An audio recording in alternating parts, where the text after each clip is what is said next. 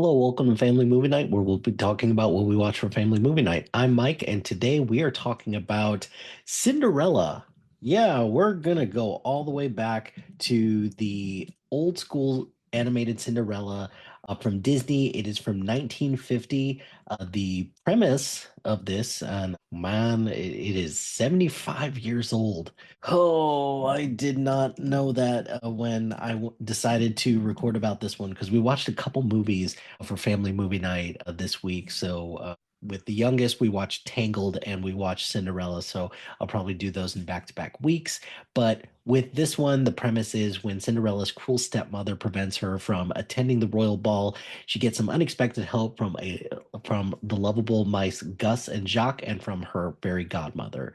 That's a bit of a deceptive premise because those two aren't the only mice that help her. Plenty of other mice help her. So those two get singled out because they're the ones that are de facto main characters, I guess. So a couple of things that kind of stood out upon rewatch of this many times that I've seen Cinderella. So, man, Cinderella gets a raw deal in this. It's rough to watch because she is just nothing but kind to everybody, and she's doing her best to make do with the situation that she's in. This movie really should be called Gaslighting the movie because this is the stepmother and the stepsisters are just gaslighting Cinderella left and right, and it's kind of hard to watch at times. I will give Cinderella credit for this. She has a couple moments where she is sneaky funny and sneaky mean. Uh, there's one scene where she is listening, or it's the part where she's singing the Sing Sweet Nightingale song, which is a really pretty song, even though I don't understand why it's here. But there's a part where she's going upstairs to tell her stepsisters that that everybody's invited to the ball, and she's like, "Well, I'm going to interrupt the singing lessons." Like, oh, you're sneakily kind of mean about this, and I'm all here for it. So, in addition to that, the whole thing with the prince, this is where I will give the live action version a little bit of credit, mainly because it does do a pretty good job of explaining, kind of what the deal is with the prince. Whereas here, he is just a guy who is just kind of a jerk about everything.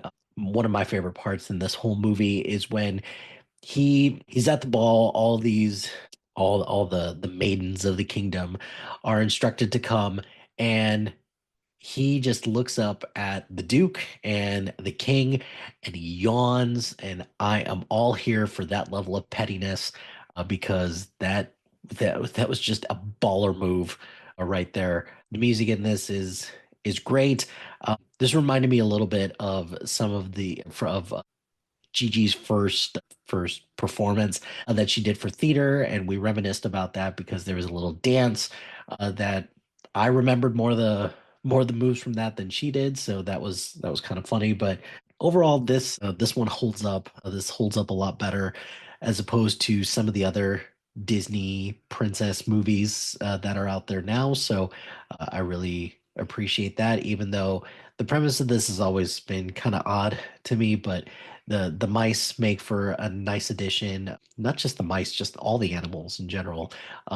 Bruno, the horse, like even Lucifer kind of makes for an interesting character in all of this as well. But the stepmother and the stepsisters are pretty heinous in this, so it's they get their comeuppance, which is weird because one of the things that I always thought was interesting about this is that why on earth would they be so upset about Cinderella when she's got the best chance to make do with make do with the prince and have a chance to get them out of their situation as it is, but instead they chose violence, and they kind of get into a situation where they're in the find out phase. So overall, upon rewatching this for a 75-year-old movie, this is still really great, really outstanding. That scene where Cinderella gets changed, or she gets her gown put on by the fairy godmother, is still just a beautiful sequence. Yeah, like I think this was one in particular where I think I watched the "This Is Love" sequence where she's dancing with the prince at the ball a little bit more closely, and there's just the animation in that is really gorgeous, and I hope that we get more stuff like that coming up down the road. But overall, this was a fun rewatch. Mimi didn't really like it, but it's still very much an exciting movie, a lot of fun, and definitely one worth checking out. That's going to do it for this episode of Family Movie Night. Be sure to like, rate, and subscribe to anything and everything wherever you get your podcast. Join us on social media on Facebook, Instagram, X, Threads, YouTube, and Blue Sky at SPDM Crew. Check out our website at spdmcrew.com. Follow us on Letterboxd at mlhilty2452 and follow our list labeled Family Movie Night. Shout out to High Flyer Creative Studios for making our awesome logo. Greatly appreciate their support. And if you have any marketing logo or brand standard needs, contact them at highflyercreative.com. Check out our other shows on the network. We are always expanding. We're always looking for more shows, more partnerships. So, if you've got a podcast idea, you're interested in being part of the SPDM crew as a guest or collaborating, email us at spdmcrew@gmail.com. Until next time, happy watching, friends.